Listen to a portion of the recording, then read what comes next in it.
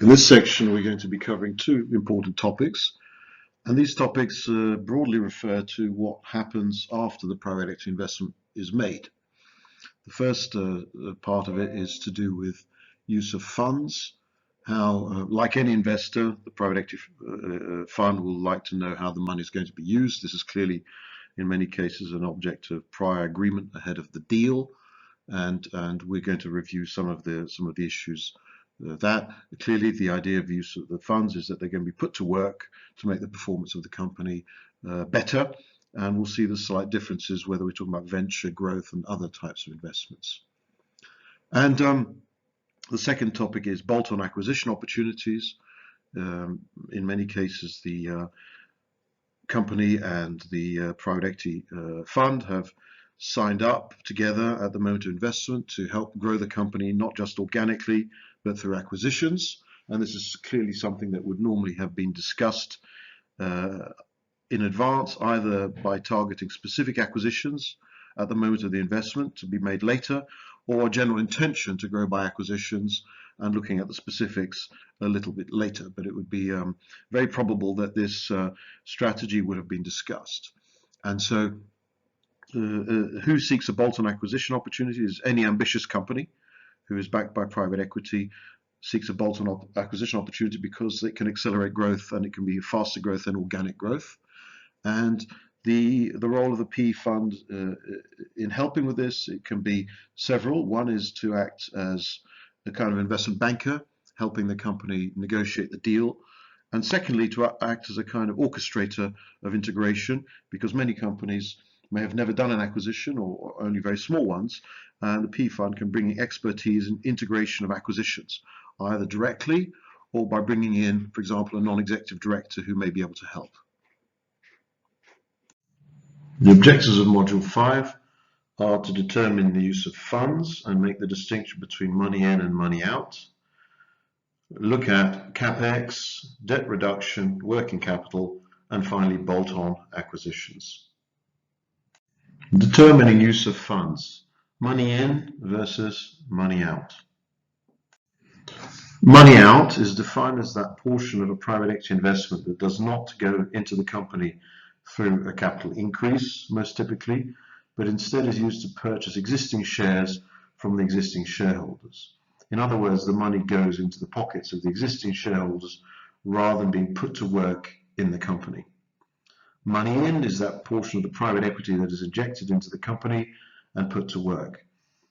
Private equity funds tend to prefer most of the money to go as money in, but there are many transactions in which money out plays a very legitimate and integral part. In this diagram, we summarize the flows of a money out and a money in transaction, and you see that the money out goes outside the company and is given in exchange for existing shares, whereas the money in is typically done in the case of a capital injection to the company to receive new shares in exchange. So the private equity fund will receive both old and new shares, and this means that the selling entrepreneur will not only reduce his shareholding as a result of selling shares, but also as a result of being diluted by the capital increase, unless he, of course, participates. To summarize the effect of the transactions, in the case of money out, the seller then gets some money free into his pocket, unless it is attached in some way through being put in an escrow account or having some conditions attached to it. Otherwise, he is able to use this money for other projects or for personal lifestyle requirements or for savings. The fund, as I mentioned, may restrict the access to these funds through an escrow account, possibly to use as a security in the case the company does not perform or undisclosed liabilities then emerge. In the case of money in, the company will get the funds it needs to grow, and the investor may put in controls on how these funds are used to ensure that they are well spent. The use of funds is a term that is quite commonly found in private equity deal structures, and it refers to how the funds are spent. Most people investing into the company will want to see how the money is spent, so it refers only to the money in portion of the investment. And there are basically 3 to 4 ways in which money in can be used. It can be used for CapEx, So investing in plants and equipment, it can be used for working capital in order to fund receivables or inventory. It can be used for paying down debt to reduce the level of financial debt. And then fourthly, and we'll consider that separately, it can be used for bolt-on acquisitions, which is buying a competitive company, which is a form of CapEx. Question 1. What best characterizes money in transactions? Please select all relevant answers. A. The portion of a private equity investment that does not go into the company, but is used to purchase existing shares from existing shareholders. B. The portion of the private equity that is injected into the company and put to work. C. Seller gets some money free into his pocket, which he may use for other projects or for personal lifestyle or savings. D. The company gets the funds it needs to grow. So we're now going to look at the three main types of organic use of the money, that is without the bolt-on acquisitions, which is CapEx, debt reduction, and working capital. The cash flows of a company will have very different structural characteristics, and these will depend on where the company is on the phase of its life cycle. The main phases from the beginning to the end, as it were, is the seed, the period before the company exists, the startup phase, the growth phase, the maturity phase, and the decline phase. In this module, as in this course, we are considering startup, growth, and maturity only. This graphic chart summarizes different points in the company's life cycle with a few colorful expressions. And as you can see, different outcomes are possible. The company goes through a growth phase, a stabilization phase, then maybe it goes into a healthy business growth, or what they've described as a slow death or a crash and burn. Hopefully, obviously the objective in private equity is the healthy business curve. For a company to be considered a startup or a successful startup, one of the characteristics is that the company has achieved some form of regular operating cash flows from the customers. So that in that way it's different from a seed company, which is pre-revenue. Some of the key milestones to look for in a startup are going to be the product or the service is being delivered successfully to a number of customers. There is a customers willing to pay for it, and there are repeat purchases. Customers are buying more than once. And what this adds up to, these three key elements add up to the fact that that means that the basic credibility of the business model has been demonstrated. The example in this chart is an illustration of the cash flows of a startup and how they may look. If we look at it, the operating cash margin of the company is negative, at -10. The net working assets are consuming cash to the tune of 200. Net capital expenditure is 500 because we're investing, which means the cash available is -710. There is an interest of 30 because the company has received some financing and is earning some interest on that. And there is some other non-operating income of 300. So the net cash absorbed is 380. This is then financed by an equity injection, not by debt, because the company is a startup, it can't borrow money, and a decrease in cash of 120 to give a total change in financing. So the characteristics here is major negative cash flow from all its operations. So considering the table in the previous slide, a few more points to add. The operating cash margin is still negative because the volume in the plant is low. It's too low to capture the economies of scale to achieve a profit. In other words, the capacity utilization may be very low because we're gearing up for the future. The company is investing in working assets, it's investing in inventory, it has to give credit to customers in order to induce them to buy. It cannot get credit from suppliers who are concerned about the creditworthiness of the company. Thirdly, it's investing in fixed assets for future customers that have yet to arrive. Fourthly, it pays no taxes because it's losing money. 5, that means the cash available to satisfy the finance providers is substantially negative. 6, there's a small amount of interest from the cash it holds, but no interest on the debt because the company has no debt. 7, it pays no dividend because it has no profits. 8, let's assume it receives a grant from a developmental institution for creating employment. The cash absorbed, therefore, before financing is -380, It's funded by the introduction of 500 in equity from the ownership, and at the end of the period, 120 of the equity remains unused. Let's now consider the growth company. A growth company is different from a startup. The business has achieved positive cash flow and is breaking even and enters a stable growth phase. The growth business means that the volume of output is growing, or the scale of operations is growing if it's a service type business. And this means we have to continue the investment in working capital and fixed assets.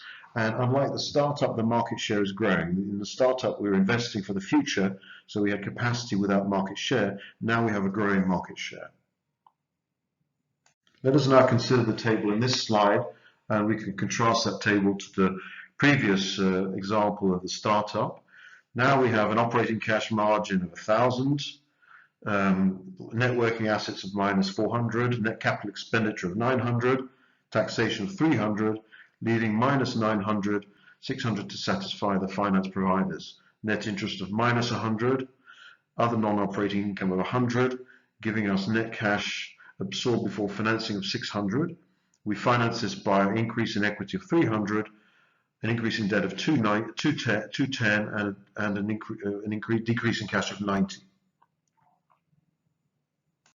So let's make a few extra comments regarding the example we saw in the previous slide.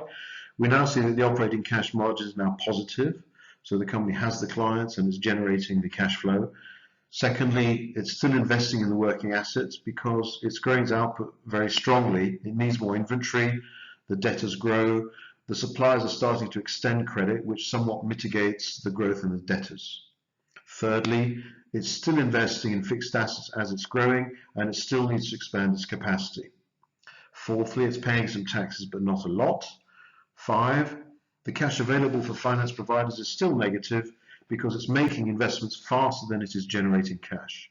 6, it's now paying a little bit of interest, for example, on the lease finance. 7, there's no dividends because the business is still cash negative. 8, it still gets some government or developmental grants. 9, the cash absorbed before financing is minus 600. 10, this is financed by the introduction of 300 equity from growth investors, 120 of debt from leasing, and 90 from cash held by the company. Notice how now we are able to introduce debt into the financing, and also notice that there's less of a radical difference between a very negative cash flow and purely covered by equity from the ownership. We now move on to the third type of private equity investment, the mature organization, which may be relevant to a buyout kind of transaction. In this case, the business is no longer strongly growing its volumes. The growth is settled down to a more, let's say, normal level. Major new investments in working assets and CapEx are no longer required. Market share is now stable, and the business makes a choice now to compete where it controls a significant market share and has a competitive advantage, and has no immediate plans for further new growth. Although it should be added that the introduction of private equity investment may change that, because the private equity investor may then stimulate the mature organization to expand into new markets, for example. If we now look at the cash flow table of a mature company, we see an operating cash margin of 3,500, net working assets of minus 600, net capital expenditure of minus 1,000, taxation of minus 1,000, giving 900 able cash for the finance providers, net interest of minus 400, net dividends of minus 400, leaving net cash generated before financing of 100, financed by an increase in debt with a total change in financing of 100. So let's make a few analytical comments to the table we've just seen. Firstly, operating cash flow is now substantial, and that reflects the strong market position and the competitive advantage of the company. Working asset investment, secondly, is now small to offset inflation and some steady state growth. Thirdly, investing in fixed assets as replacements for the depreciation of existing assets. 4, now paying a substantial amount in taxes to reflect the profits. 5, the cash available to satisfy finance providers is now positive. 6, is paying interest as it is now also financed by debt and is now a bankable company. 7, paying dividend to reward investors and return surplus cash. 8, no other non-operating income. 9, small cash surplus before financing. 10, no need for any new equity. 11, surplus used to reduce some of the existing debt. How does the use of funds fit into the overall deal structure of a private equity investment? In the following ways. In the term sheet, there will normally be a detailed use of funds table, typically to be found in the appendix, which will specify how the money in portion of the investment should be deployed in the company.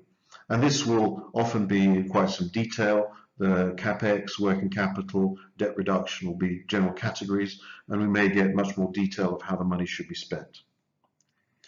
Secondly, the private equity board member, so the board member of the company now appointed by the private equity, will have oversight of the use of funds and may also be given veto rights on spending. So if the management propose using some of these funds for something that the private equity fund doesn't like, the board member will have powers to veto that proposal, even if the private equity fund has a minority stake. Thirdly, in some cases, the private equity investor, if they're very concerned about controlling the funds used, they may put the money in a separate company bank account, and then all disbursements from that bank account will require the signature of one of for example, the private equity board member. In this way, they're able to totally control how the money goes forwards. Clearly, that puts a very strong restriction on the management, and some arrangements have to be made to make that practical. So the main concern of the private equity investor when it comes to the deal structure is that the funds are not misspent, either by mistake or negligence, or either by design. Let's now go through the breakdown of the use of funds by using the table in this slide. So CapEx, so what are examples of CapEx? Well, the funds would be used to purchase plant and equipment, or perhaps intangible assets such as a license or a franchise. The main thing that concerns the private equity investor for this category is that there is no gold plating. That means excessive investment for unnecessary state-of-the-art equipment. And secondly, that the procurement of this CapEx equipment is transparent and at a proper market price. Working capital. Funds are used to invest in inventory, finance, receivables, and to cover eventual operating losses. The main concern to the PE investor is that costs are kept under control and are not relaxed in anticipation of his funding. There is no excessive inventory build-up, and that the investment they make does not trigger claims which have been in abeyance until a new investor arrives. Debt reduction. The funds are used to pay down the bank debt. The main concern here is that some of the debt could be used to finance the company rather than all equity, and that the equity injection does not trigger bank demands for repayment. In other words, the pay down of the bank debt is done orderly as part of normal financial management. Let's examine some of the risks that are present when it comes to considering use of funds. In startup investments, some of the main risks include the following. Excessive salaries and operating costs appear post-investment. The management see all this money in the bank and they relax and start increasing the salaries and overspending on the operating costs. Second risk, CapEx investment, which later prove unnecessary. So they go in and buy a machine and the market evolves and it was the wrong machine and it has no value anymore. Thirdly, an excessive investment in receivables. Because of a lack of discipline in collection, the company is growing very fast and is distracted, and nobody pays the proper attention to making sure the customers pay on time. Fourth, an excessive inventory build-up in expectation of customers materializing, then something goes wrong and then the inventory is impaired because it's aged. And finally, mismanagement of treasury funds. I remember one particular example of a startup which took all the treasury funds and put it into Bitcoin just before the crash of Bitcoin. So proper treasury management is also very important. Turning to the growth investments, the main risks in growth, underestimation of working capital needs in case of faster growth. So the growth is too fast and the company runs out of working capital. Secondly, reaching full capacity utilization earlier than expected, meaning they have to scramble to increase the capacity, which may take time. Potentially an opportunistic acquisition opportunity, which may suddenly appear and be done too quickly. It could be the planned bolt-on acquisition falls through, or a need to restructure debt to more favorable terms. Let's review some of the best practice for startups as it concerns use of funds and review some important concepts and points. Investors are most interested in helping you scale the business if you are a startup owner. That means they normally only invest in startups with a working product that's been sold. They're willing to cover marketing, inventory, and scaling, but generally not product development. In making the plan, it's best to simplify the use of funds to no more than 3 items or categories with some percentage allocation to each. For example, 50% for marketing, 30% for inventory, and 20% for staffing, and then having backup information upon request. Using the funding for the founder's salaries at this stage is a red flag. The salary should come from the maintainable earnings which are already present when they occur and not be subsidized by the money that goes into the company. It's important to make sure marketing amounts are reasonable. These days, even the viral marketing requires real money, and that's often underestimated. The use of funds must be tied to projected cash flow negatives, so the financial projection should show a negative cash flow approximating the number of the use of funds with some kind of 20% buffer.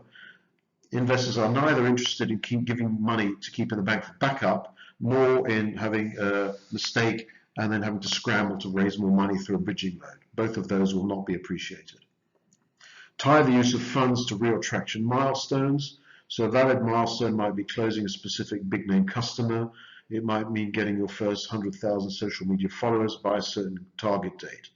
Building a huge inventory before you have a confirmed customer is not a convincing strategy for private equity investors. Some best practice for the growth companies.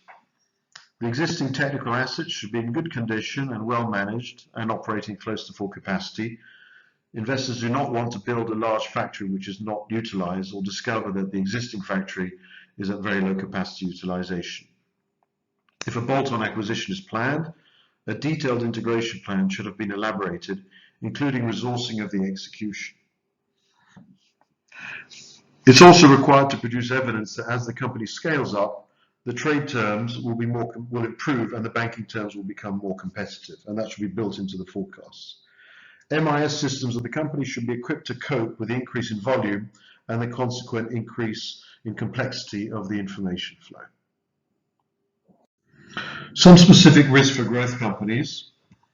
Firstly, contrary to conventional wisdom, the most dangerous period for entrepreneurs is not when they start from scratch, but when they scale up for growth. With a startup, there's relatively little to lose, mistakes are fixable, and a small amount of cash and a cohort of committed colleagues can go a long way. In other words, there's much less at stake with a startup. You burn a smaller amount of money. But when we suddenly accelerate and grow, things get very critical because the need for cash increases exponentially, and that means there is much more at stake.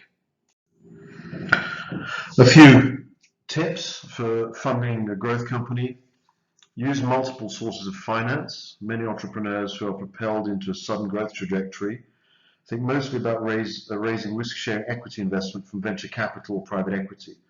But when scaling up, it's faster, more feasible, and less dilutive to put together financing from a combination of equity investors, banks, public funds, suppliers, credit cards, customers, and even employees. Cross-leverage money from one source into cash from the others. It may seem counterintuitive, but owing money to banks often makes a company more attractive to equity investors, not less. To the risk investors, the bank debt means that very conservative and experienced eyes will be watching the performance and payment on time. Speak different dialects with different capital providers. When you do cross over to talk to the bankers or other financiers, learn how to speak their language. Be opportunistic about raising money. Manage accounts receivable aggressively but pay on time. Supply financing is a powerful hidden source of cash that works best when times are bad and is much harder to secure when times are good. Cultivate customer financing. This can take different forms, including upfront payments, down payments, or covering some of your development expenses, usually, of course, for a discount on their purchases from you in the future. So develop the skill set for the growth company funding. Question 2. What are the characteristics of a growth company? Please select 1. A. The business has achieved positive cash flow and is breaking even. B. the achievement of regular customers. C, the business is no longer strongly growing the volume of its output. We now consider bolt-on acquisitions in mid-cap private equity. This is a subject that is very important because so many private equity funds in the expansion space will be encouraging their portfolio companies to make bolt-on acquisitions because this is a way to grow more quickly. A few definitions. Roll-up. A roll-up refers to the process of buying roughly identical businesses that serve specific markets or segments in order to gain competitive mass and scale economies. Roll-out refers to the process of replicating a business model in new geographies and new market segments. Bolt-on refers to the process of buying roughly identical but smaller businesses to attach to an original platform. Typically, the business would be a fifth of the size, a third of the size. Innovation, this refers to value creation from acquisition targets proven to be fertile ground for imaginative ideas. In other words, the acquisition gives new ideas to develop the original acquirer. One legitimate question that can be asked is why to do a bolt-on in mid-cap private equity? Well, based upon historical experience, there was a very strong justification to pursue a bolt-on strategy, which means rolling up comparatively smaller businesses whose business models are then rolled out to new markets and augmented with innovative products and services. If executed well, returns can far exceed those of big transactions. The investor will, however, be very disappointed if he believes that to succeed in this it merely takes clever deal making followed by the delegation of responsibility to ordinary administrators. An integration strategy is an essential part of making this successful. Why the popularity of rollout? Well, let's look at the fit between the private equity investor and a roll-up strategy. Speed. A roll-up strategy is faster than organic growth, which fits the limited life of a PE fund looking for an exit. Skills. The private equity fund has, or should have at least, the skill set to support management in a rollout strategy and integration post-acquisition. Pipeline. Financing a bolt-on acquisition can actually be the entry door into the company by a private equity fund because the fund will come in to help finance the acquisition. Follow-up. A bolt-on is an opportunity to place funds at a lower risk and cost than for the private equity fund to go and find a completely new investment. Exit.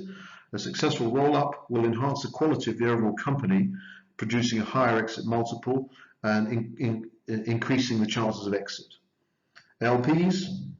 A successful roll-up strategy will make a very good story for the LPs, that is the investors in the private equity fund, and for the future fundraising of the fund manager himself. We can look at history to get some perspective on roll-up acquisitions. Late 19th, early 20th century, there was consolidation in the US oil, steel, tobacco, and telephone industries, which led to antitrust legislation. Middle of the 20th century, there was an emergence of broadly diversified conglomerates like GE and ITT. But by the 1960s, investors realized that little value was created, and that led to the leveraged buyouts of the 1980s, where these companies were broken up. However, in the 1960s, there were niche industry roll-ups like waste management. Private equity players saw prospects for roll-ups in many fragmented sectors: cable television, clinics, funeral homes, floral shops, laundry equipment, office supplies. The list is actually endless. Aggregators put together these businesses to get critical mass for an IPO and then used the high private equity, the high PE stock as a currency. With time, the loosely confederated entities failed, but the properly integrated ones succeeded. The main lessons from this history is that powerful market control produced wealth. And so the companies that integrated their operations, which gives them market power because their operations are integrated and they act in a coordinated way as one company, they produced a great wealth. The roll-ups driven by financial engineering, which lacked an integration plan, rarely endured because the companies did not operate as one single item collectively. How does the pipeline work to act on bolt-on acquisitions? Well, in the mid-cap, a lot of businesses are not so easily identifiable on databases, and in emerging markets, that's even more the case. So the pipeline development tends to be a long game with relationships that need to be cultivated for sometimes years before a deal materializes, And this is where being local will give a very strong competitive advantage. Engaging with the owners of these businesses requires diplomacy, patience, persistence in a kind of soft way. It's important to be sensitive to the lifestyle changes as a catalyst for deals. So, for example, if one is following potential acquisitions at the ownership level, there may be a trigger event such as a divorce, a health issue, a succession problem with children, which may change the status of the company and put it into play. And it's important to be very, very sensitive and aware of these triggers. Let's look at some of the pitfalls you may find in roll-ups and indeed in acquisitions more generally. Firstly, overvaluation.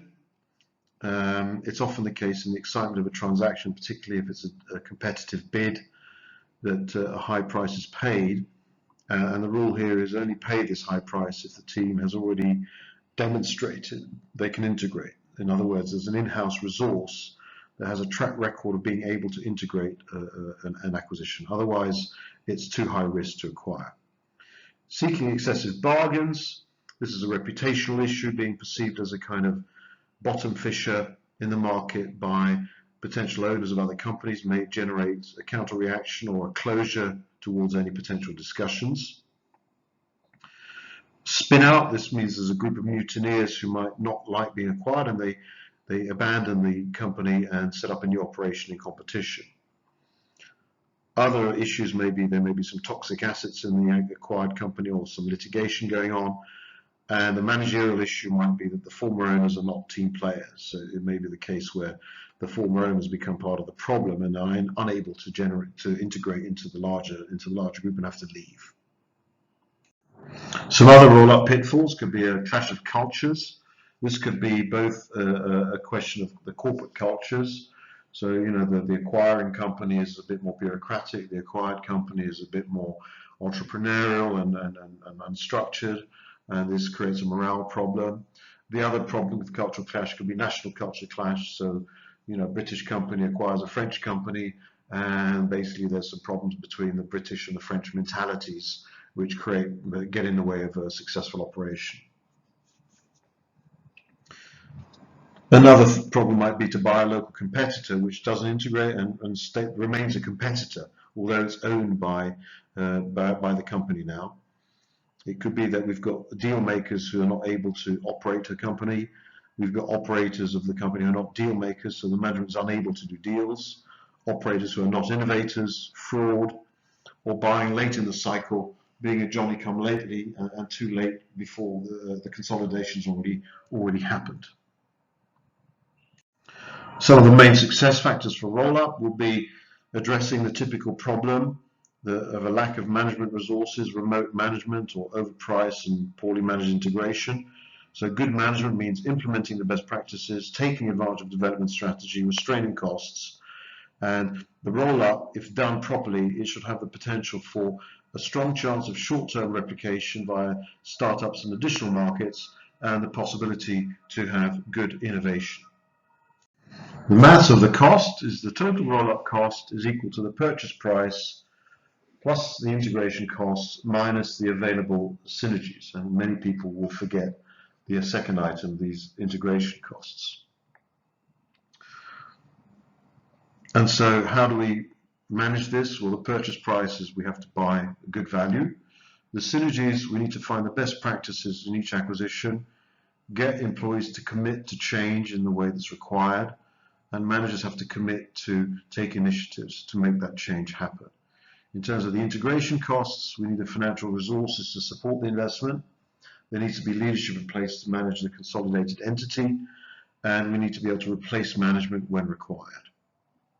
Other important success factors which relate to roll-up in terms of management, we need to have a proven manager who's dedicated to the integration with the proper support. A studious rather than a superior attitude. It's hard to find good new ideas. It's easy to see what is done poorly. And we need to find these good ideas. Identify capable colonels quickly underneath the generals. Focus on a few critical success factors, and the tough decisions should be implemented extremely quickly.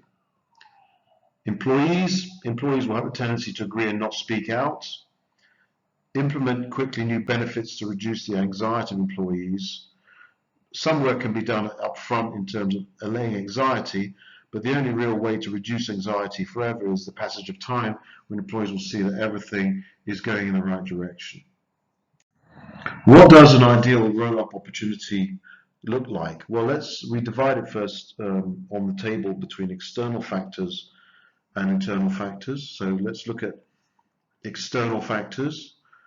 A substantial opportunity. That means underdeveloped products or services, a large prospective market, geographic expansion opportunities, ancillary products and services, leverageable brands, and replicable business models and processes.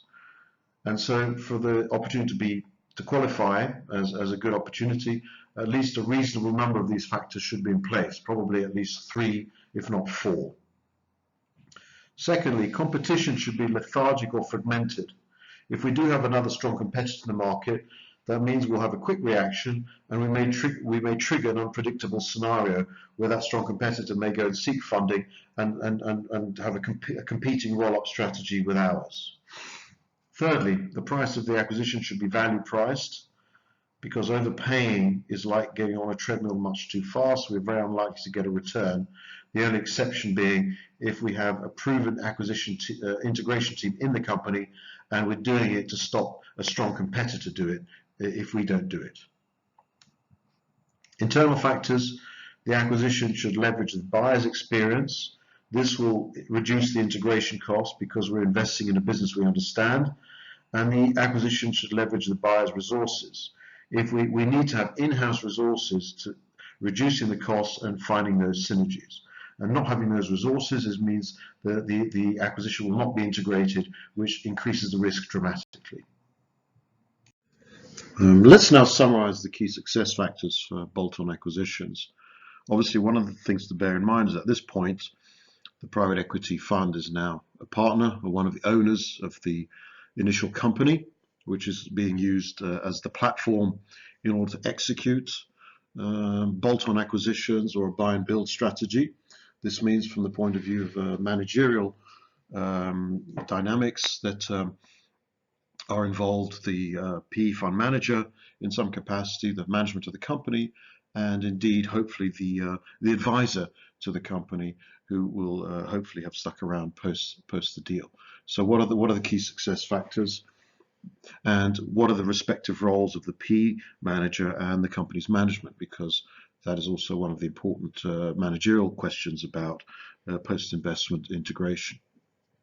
Firstly, focus on value investing, and in this case, the PE fund manager may play a strong role in helping to close the deals and analyze the deals, and the management of the company more in the integration and some of the operational analyses. A conscious integration of the acquisition. In this case, what the management will do is they will be primarily charged with integrating it, but it's possible the fund manager may directly or by bringing in an expert be able to bring in someone who's integrated acquisitions before in order to reduce the risk of mistakes by the company who may not necessarily have made any acquisitions. Thirdly, devoting best practices. And so all the various best practices should be implemented, and this is again where the PE manager will be able to support the company management. Facilitating managerial flexibility. This means that we have to adopt new mindsets or change the way of thinking a little bit, and this is somewhere typically where a kind of brainstorming between the PE manager and management may create innovative solutions. 5, commitment to developmental initiatives. If we're planning to develop something new, this is something the management should do, but the PE manager may be able to bring experiences from other investments to bear. Nurturing of replacement management talent.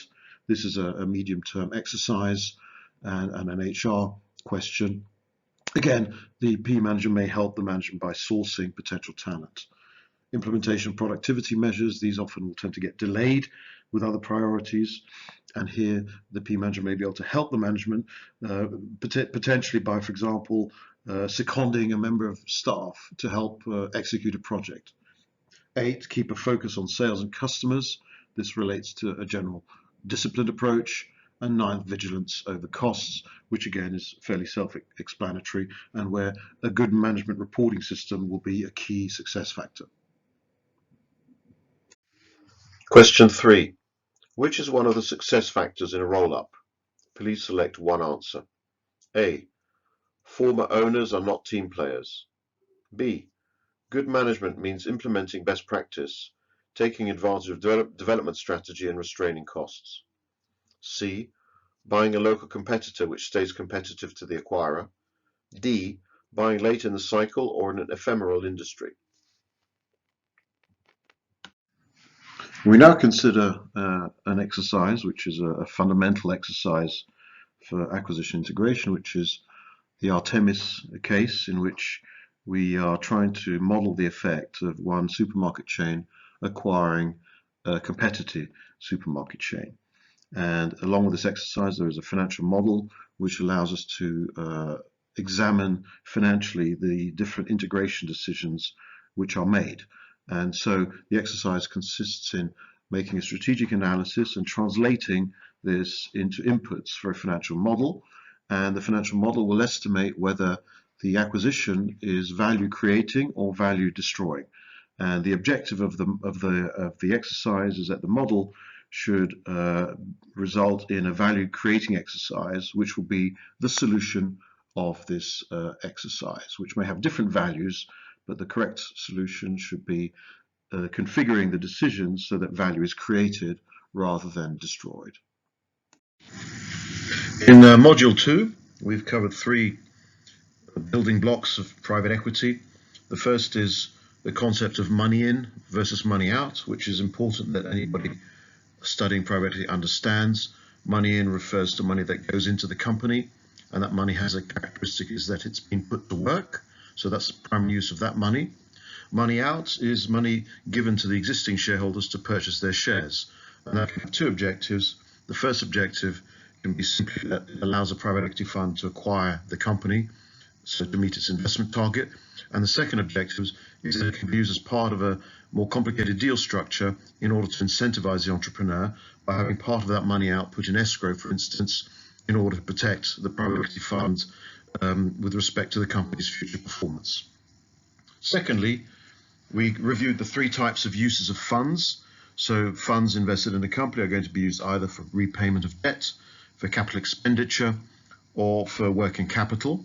And what we reviewed there is the different ways these 3 uses of funds work themselves out depending on the type of investment, whether it's venture, growth, or buyout. And we also discussed the desire of the private equity fund to control the uses of funds and some of the pitfalls that may occur. Thirdly, we discuss bolt-on acquisitions, which is a very important part of the investment strategy of many growth funds, for instance, who will buy a company and then use that company as a platform to purchase competitors or complementary companies. And bolt-on acquisitions often can be challenging because of the lack of experience of management in managing the acquisition, because many acquisitions may not succeed because of poor integration, and this is something that private equity funds are very, very well aware of. So finally, I would like to express my thanks to the World Bank for allowing me to share a version of the course that I developed with them and put it online on my website, on my LinkedIn profile. So thanks for that. Secondly, all the modules, this module and all further modules, will have a certain amount of case studies and additional materials attached to the module, which are part of the learning experience. These materials I will be posting on a specially created group that I have made in LinkedIn called Gavin Ryan PE Course. All you have to do is search Gavin Ryan PE Group, and the group will come up for you to join. You who are following this course, you'll be eligible to join my group and get these additional materials once you've connected to me on LinkedIn and once you've subscribed to my YouTube channel. So when I receive a request to join this group, I will check these 2 things and then I will admit you to the group. So thank you very much for your attention. I hope you've enjoyed this module and I look forward to seeing you on the next module.